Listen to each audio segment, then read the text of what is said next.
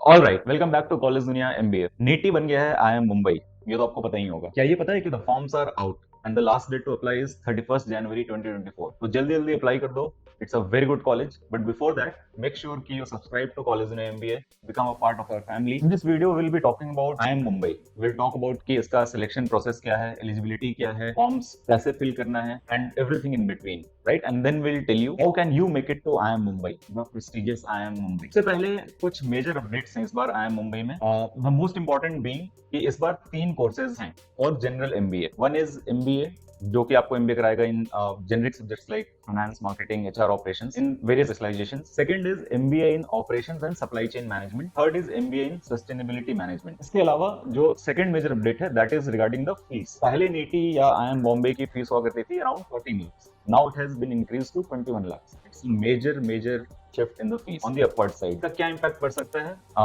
One thing जो obvious है कि अगर फीस बढ़ रही है तो कॉलेज ने कुछ सोचा होगा प्लेसमेंट को लेकर, तो होपफुली प्लेसमेंट्स बाकी टाइम से बेटर होगी। सेकंड थिंग इज क्योंकि फीस बढ़ रही है और IIM का टैग लग गया है, कॉलेज को फंडिंग अच्छी मिलेगी, रिसर्च के प्रोस्पेक्ट्स वगैरह इंप्रूव होंगे as compared to last year. Third major update है that they have started accepting non engineers as well.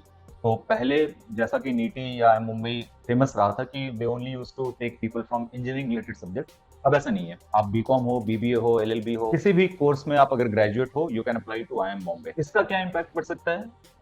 One thing which is very clear is कि this will bring in more diversity in the class, right? अब अगर diversity आ रही है तो roles भी आएंगे उस हिसाब से। तो this will give a boost to finance placements, marketing placements, जो भी नॉन ऑप्स प्लेसमेंट्स थे। और ट्रेडिशनली जैसा नीति में होता आ रहा था, शायद ऑप्स का डोमिनेंस थोड़ा कम होगा। So now let's have a look at the eligibility criteria. तो जैसा कि मैंने आपको बताया कि 3 कोर्सेज हैं, MBA, operations and supply chain and sustainability management. तो इसमें से एमबीए एंड सस्टेनेबिलिटी मैनेजमेंट के लिए आपको you can be a graduate in any field. जैसा मैंने बोला, BCom, BBA, LLB, fashion designing, कुछ भी करके आओ। It is open for everyone. The only criteria is that you have to maintain 50% in your graduation, which is relaxed to 45% for SC, ST and PWD candidate. But for MBA in supply chain operations, इसके लिए आपको एक certain requirement जो fulfill करनी पड़ेगी। You have to be either a B or a BTech, या फिर आप इन courses में से किसी एक के ग्रेजुएट हो, which is MSc in Maths, MSc in Stats, dual degree in Maths and Computing, which should be of minimum 5 years, and BSc in Economics, which should be of minimum 4 years. Again, यहाँ भी वही criteria है कि आपका graduation में 50% होना चाहिए। अगर आप SC, ST या PWD कैटेगरी के हो तो it can be relax, it will be relax to 45%। Otherwise बाकी सारा कंडीशन फुलफिल अगर कर रहे हो तो you are eligible to apply for NITIE. अगर मैं समराइज करूँ तो 3 कोर्सेज हैं एमबीए और सस्टेनेबिलिटी मैनेजमेंट के लिए। आप किसी भी फील्ड के ग्रेजुएट हो सकते हो, और operations and supply chain there are specific requirement जो कि जस्ट अभी मैंने आपको बताया था। किसी भी कोर्स में अप्लाई करने के लिए दे हैव 3 कोर्सेज जो कि आपको एप्लीकेशन फॉर्म में क्लियरली मिल जाएगा।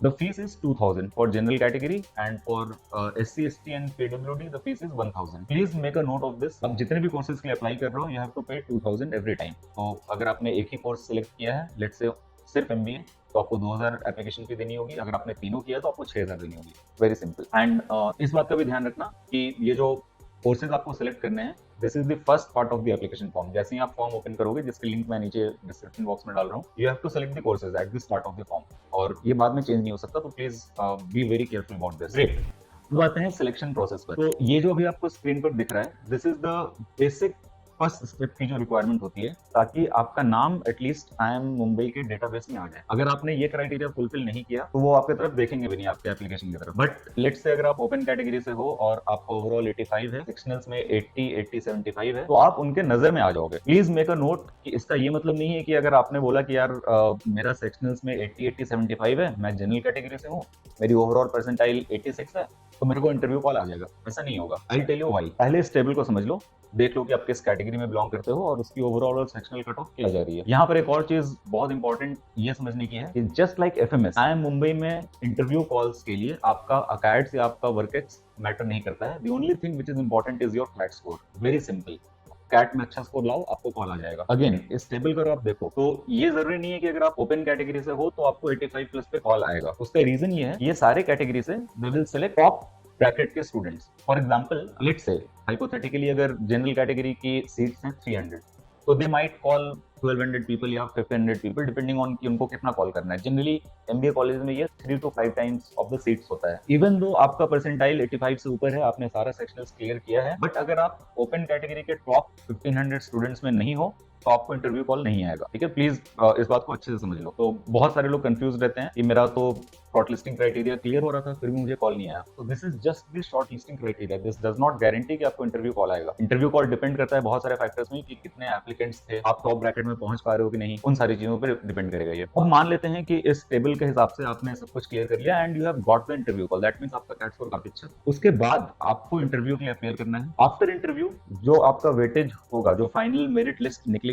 उसका वेटेज ये आपको स्क्रीन पर भी दिख रहा होगा, which is CAT score 55%, personal interview के लिए 20%, academic performance and work experience का वेटेज है 20% एंड जेंडर डाइवर्सिटी के लिए 5%। So good news for girls and female candidates कि जेंडर डाइवर्सिटी में आपको मार्क्स तो मिल रहे हैं बहुत अच्छे से out of 100 final merit list का। यहाँ पर एक और चीज जो बहुत इंटरेस्टिंग लगी मुझे कि इंटरव्यू के कॉल्स के टाइम पे कैट स्कोर को 100% वेटेज दिया उन्होंने। फाइनल सिलेक्शन में भी आई वाज एक्सपेक्टिंग कि कैट का वेटेज शायद थोड़ा कम होता, but again 55%, just imagine, all you have to do is to clear CAT with a very good score, very good percentile. बहुत हाईली चांसेस है, बहुत लाइकली है कि आपको IIM मुंबई से कॉल आ जाएगा अगर आपके कैट में अच्छे स्कोर्स हैं तो। And again if you are a female candidate तो that is an icing on the cake. Cool. तो ये टेबल समझना कोई बहुत मुश्किल काम नहीं है, क्लियर कट मैथ्स है। कैट के लिए 55, सीआई के लिए 20, एपीडब्ल्यूई के लिए 20 और जेंडर डाइवर्सिटी के लिए 5। इसमें समझने वाली चीज है एपीडब्ल्यूई, ये academic performance and work experience कैसे कैलकुलेट करते हैं। अगेन जिन्होंने ये देख लिया है या जो भी ये देखेंगे, it will remind you of IIM Ahmedabad, almost more or less similar type से ये कैलकुलेट करेंगे जैसा IIM अहमदाबाद करता है। तो बहुत ही इंटरेस्टिंग कॉम्बिनेशन है। इंटरव्यू कॉल्स के लिए इट्स लाइक एफएमएस, कैट को वेटेज देंगे और जो फाइनल मेरिट लिस्ट निकलेगी उसमें it's more or less like IIM Ahmedabad. Let's have a look कि ये एपीडब्ल्यूई कैसे कैलकुलेट करते हैं। तो एपीडब्ल्यूई में 4 फैक्टर होता है, आपका 10th का मार्क्स, 12th का मार्क्स, ग्रेजुएशन मार्क्स और वर्क एक्सपीरियंस का मार्क्स। 10th का कैलकुलेशन बहुत ही स्ट्रेट फॉरवर्ड है। ये रहा टेबल, ये आपको दिख रहा होगा लेफ्ट साइड में, राइट साइड में आपकी रेटिंग है, राइट। तो स्कोर फॉर एग्जांपल अगर किसी का स्कोर 65 है 10th में 65%, उसको 3 मार्क्स मिलेगा, किसी का 95 है उसको 10 मार्क्स मिलेंगे। It's very simple. 12th में अगर आप देखो तो 12th में 3 स्ट्रीम डिवाइडेड है, आपको पता होगा कि आप किस स्ट्रीम से हो। Science, commerce, arts and humanities के लिए अलग अलग स्कोरिंग पैटर्न है, जिसकी स्ट्रीम से आपको परसेंटेज देख लो और उससे कॉरस्पॉन्डिंग रेटिंग स्कोर देख लो। ये आपका हो गया 12th का स्कोर। वर्क-एक्स भी मोर और लेस बहुत ही सिंपल है।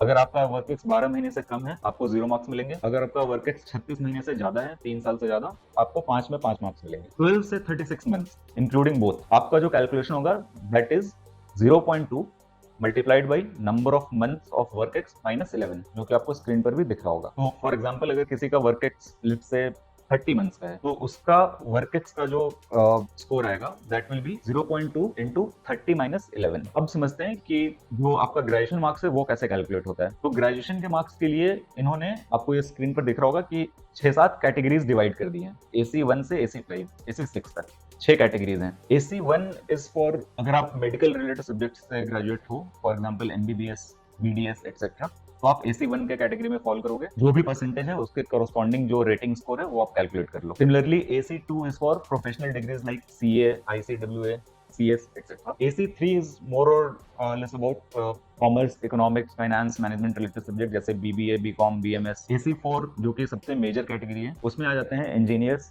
जो कि इंजीनियरिंग रिलेटेड या टेक्नोलॉजी रिलेटेड या architecture, science, for example BSc हो गया, BTech हो गया, BCA हो गया, स्टैटिस्टिक्स वाले सब्जेक्ट हो गए। AC5 is related to arts and humanities, law, design, fashion, for example BA, BDes, LLB, BMM etcetera. और इन सब के अलावा जो भी कैटेगरी बच जाती है वो आती है AC6 में। तो इन सारे कैटेगरीज के हिसाब से आपको अगेन पता होगा कि आप किस कैटेगरी में फॉल कर रहे हो, उसके हिसाब से आप अपने कॉरस्पॉन्डिंग ग्रेजुएशन के स्कोर को कैलकुलेट कर लो। तो ये 4 चीजें आपको पता है, आपका 10th का स्कोर जो कॉरस्पॉन्डिंग स्कोर है आपके परसेंटेज के हिसाब से, आपका 12th, ग्रेजुएशन और वर्क-एक्स आपको पता चलेगा कि आपने कितना स्कोर किया है। जो फाइनल APWA स्कोर कैलकुलेट होगा वो स्क्रीन पर जो फॉर्मूला दिया है उसके बेसिस पे होगा, विच इज 0.7 मल्टीप्लाइड बाई जो भी आपका समेशन ऑफ स्कोर आ रहा है 10th, 12th एंड ग्रेजुएशन का, प्लस 0.2 इंटू जो आपका स्कोर आ रहा है वर्क-एक्स। तो इसको एक एग्जाम्पल लेकर समझते हैं।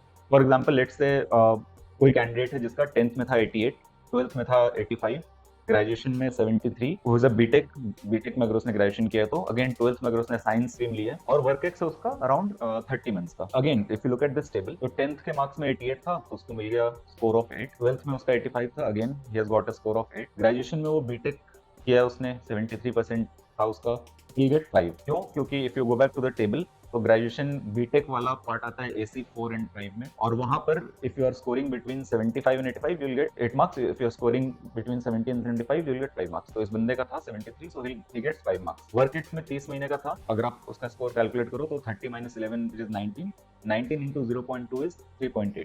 तो उसके वर्क एक्स में उसको 3.8 मार्क्स मिल गए. उसका फाइनल स्कोर बनता है 0.7 into 10th 12th ग्रेजुएशन को ऐड कर लो, 8 8 16 plus 5 21. तो 0.7 into 21 plus 0.2 into work ex का स्कोर which is 3.8. ओवरऑल आता है 15.46.